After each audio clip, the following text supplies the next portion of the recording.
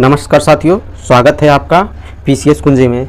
साथियों, आज हम प्राचीन इतिहास पढ़ने जा रहे हैं जो कि उत्तर प्रदेश लोक सेवा आयोग के द्वारा विभिन्न परीक्षाओं में पूछे गए प्रश्नों की श्रृंखला है, जो कि 50 क्वेश्चन आज पढ़ेंगे हम लोग। अति महत्वपूर्ण क्वेश्चन।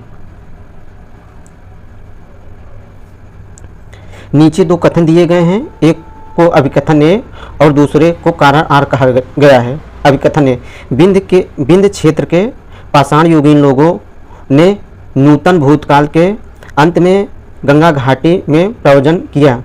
कारण आर, जलवायु परिवर्तन के कारण इस काल में शुष्कता को कारण था। इसका ऑप्शन ए होगा।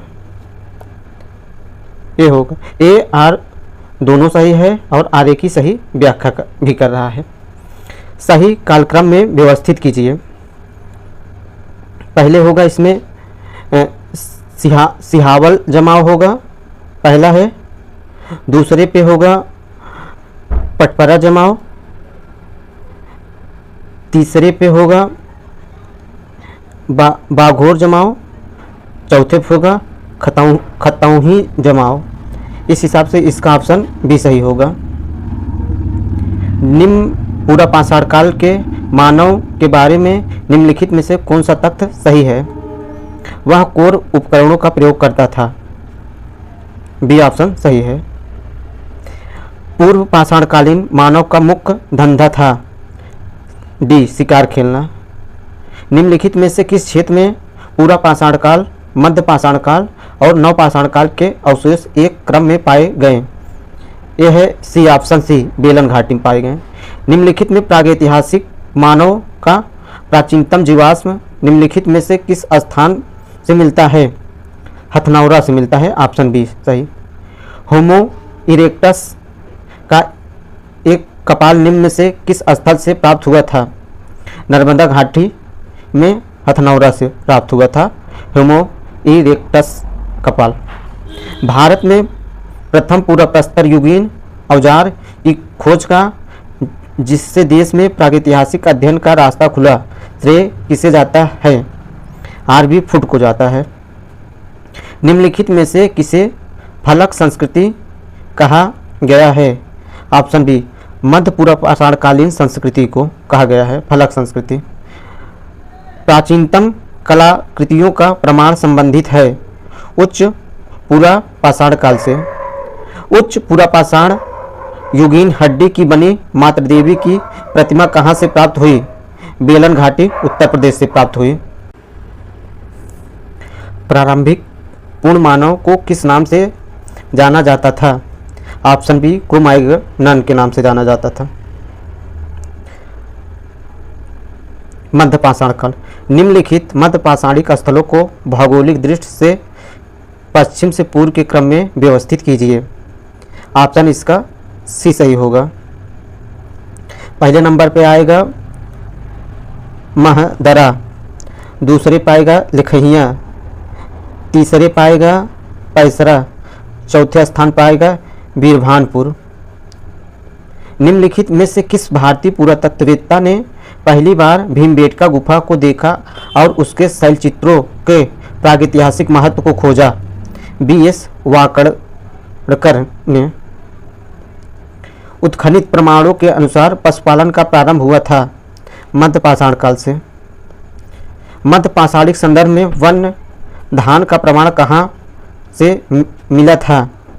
चुपानी मांडो से। सराय नाहर, राय और महदहा संबंधित हैं गंगा घाटी के मध्य पाषाण संस्कृति से। ऑप्शन सी सही है। निम्नलिखित में से किस मध्य पाषाणिक स्थल से हड्डी के बने आभूषण प्राप्त हुए? महदहा से। एक ही कब्र से 3 मानव कंकाल निकले हैं? दमदमा से। विंध्य क्षेत्र के किस शिलाश्रय में से सर्वाधिक मानव कंकाल मिले हैं? लिखहिया से। नवपाषाण काल। झील के किनारे प्रारंभिक कृषि वाला स्थल है? लहुरा देव है। खाद्यान्नों की कृषि सर्वप्रथम प्रारंभ हुई थी नवपाषाण काल में। राख के टीले किस क्षेत्र की नवपाषाणिक संस्कृति से संबंधित हैं? दक्षिण भारत। नवपाषाणिक कालीन गर्त निवासों के अवशेष कहाँ से मिले थे? ऑप्शन डी सही है, बुरझोम और गुफकराल से मिले थे। मानव समाधानों में कुत्ते दफनाए गए थे। बुरझोम में मानव के साथ कुत्ते भी दफनाए जाते थे। निम्नलिखित में से किस स्थान पर नवपाषाण स्तर पर गेहूं और जौ की खेती के सर्वप्रथम प्रमाण मिले हैं? मेहरगढ़ से। भारत में व्यवस्थित कृषि का प्राचीनतम प्रमाण कहाँ से प्राप्त होता है? मेहरगढ़ से प्राप्त होता है। निम्न में से किस एक पूरा स्थल से पाषाण संस्कृति से लेकर हड़प्पा सभ्यता तक के सांस्कृतिक अवशेष प्राप्त हुए हैं? बी मेहरगढ़ से।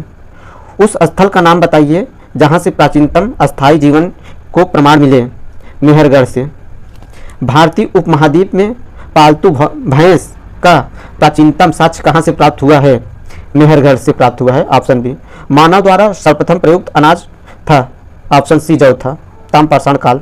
ताम्रपाषाण काल में महाराष्ट्र के लोग मृतकों के शरीर को फर्श के नीचे किस तरह रखकर दफनाते थे? उत्तर से दक्षिण की ओर। ऑप्शन ए सही है। नवदा टोली किस राज्य में अवस्थित है? मध्य प्रदेश। Option D. इनाम गांव भारत के किस राज्य में स्थित है? महाराष्ट्र। ऑप्शन सी में।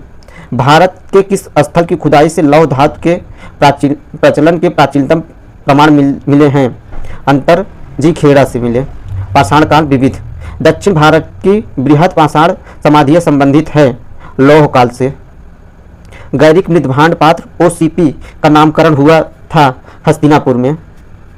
सूची 1 को सूची 2 में सुमेलित कीजिए। पूरा पाषाण काल नदी तट अधिवास। ऑप्शन 2 सही है। मध्य पाषाण काल शैलाश्रय अधिवास। शैलाश्रय अधिवास। नवपाषाण काल चौथा गर्त अधिवास। ताम्रपाषाण काल कच्चे एवं पक्के मकान। निम्नलिखित में से कौन सा सही सुमेलित नहीं है? ऑप्शन ए सही सुमेलित नहीं है, कायथा कर्नाटक, जो कि गलत है।